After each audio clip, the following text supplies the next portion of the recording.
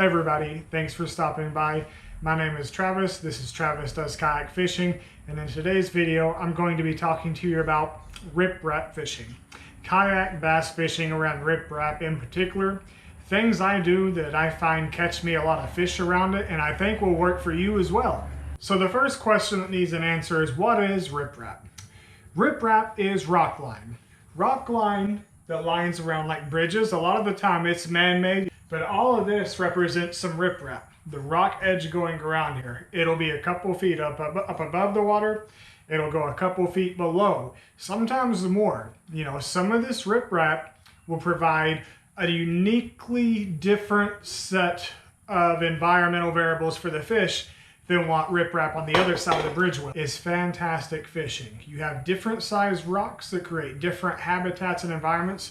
Crawfish, bluegill, minnow, crappie, you name it. If it's a fish, it's gonna travel around those rocks, find forage, and feed off there. Algae grows in between it, so it's a healthy ecosystem.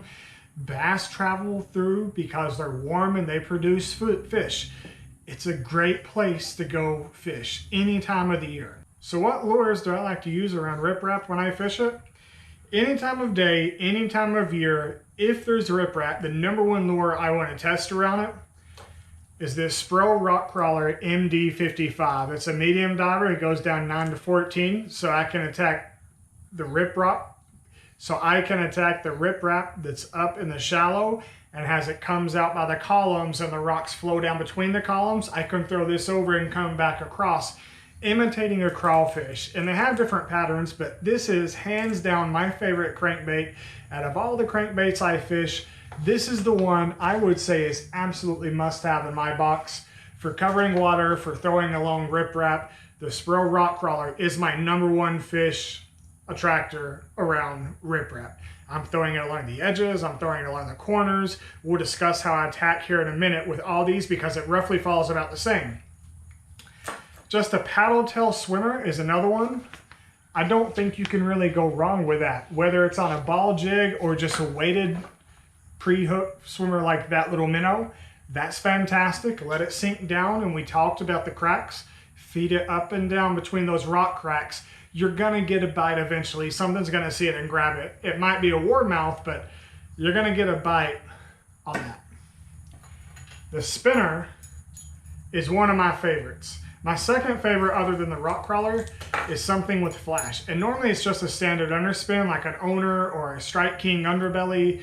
Those are absolute fire. But these spinners, like this one in mouse, especially at nighttime when visibility is low, I'll toss this as far as I can out parallel to the rock line, and I'll start at the top and I'll work it down the rock line until I figure out about where the fish are at, where they're traveling, where they're holding, where they're looking for that food from.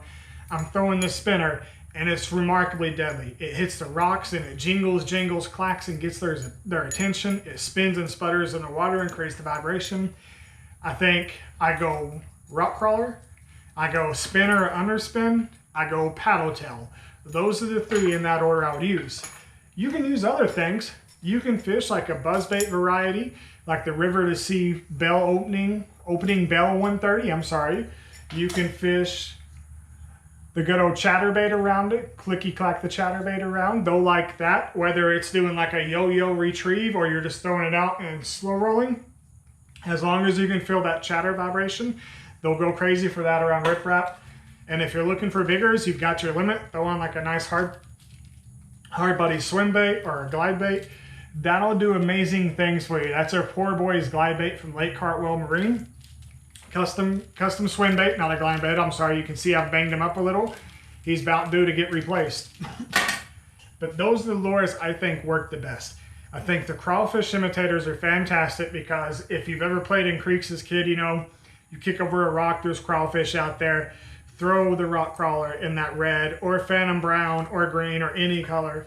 Throw those spinners, throw those paddle tails around rock lines. I think you'll have success. Now, as far as how you cast these lures, I always like to come up to the riprap from the current side. Like if the current's pushing down, I'm coming into the current, right? I'm not going with it, I'm going against it, and I'm casting across the bridge riprap. If it's bridge riprap, I'm going up to the edge of where it wraps around, and I'm casting immediately across and coming back.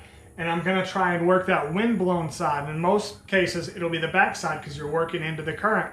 I'm gonna work that wind-blown side, trying to find the fish first, because when those bait fish come out, they get pushed a little, those big bass slam against them. Not pushed out, pushed in, so they're stuck and wedged and sucked into that bass mouth. So I start on the outside edge, and then I work the longer stretch along the back sides. If it's a dock, I just try and get parallel first, and then a 25-degree cast out to make sure I'm covering all the RipRap out from the bank. It's that easy to cast on it. When you're scanning it with your sonar, you'll see where the RipRap begins and ends. That's where you want to pay attention to and end your fishing down. You want to bring your lure down, and when you're at the end of that RipRap on your sonar, go ahead and reel it back in, throw it back out, and just clink clack all the way down. You can burn across too, they'll catch it, but a lot of the time on that RipRap, just make sure you're clinking around because you want to imitate the fish coming up and down. It's great in the spring because these big girls are up shallow, they're traveling, they're feeding, they're spawning. It's great in the fall because the big girls are coming up, they're feeding to get fat for winter. It's great in the summer because it's consistent and there's bait fish spawning everywhere, so big fish are coming up to feeding. It's consistent in the winter because it holds heat and the bass are going to sit around it because the water temperatures are going to be more stable where those rocks were holding it throughout the day. And of course they got easy meals popping up here and there they can feed on. You fish this year round. The lure will change some, like I'll throw this one year round, right? I don't care what it is, that rock crawler year round in the winter. In the winter, I don't do a lot of the spinner around it. I'll do some dragging, you know, some slow presentations on the bottom. But for the most part, you can use the same lures. Crankbait, spinners, swim baits, buzz baits, chatter baits. Buzz baits probably spring, summer, and early fall. But yeah, fish RipRap year round. As far as day and night fishing on RipRap goes, here's the good news. It's good all day long, man. It's good all day long. You can find the side of the bridge that has the shade or the side of the dock with the shade and fish around that. So if it's a hot day, a muggy day, you have shade lines you can attack where the bait fish will be as well.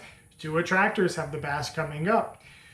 You know, if it's the night, visibility's low, but they're listening for sounds. They're very keen and very sensitive. Any sound you make, they like. I find about 10 o'clock where I'm at here in South Carolina, the night summer bass fishing really starts to heat up, and until about 12:30, 1 o'clock, I can really get on a good RipRap bite just running bridges.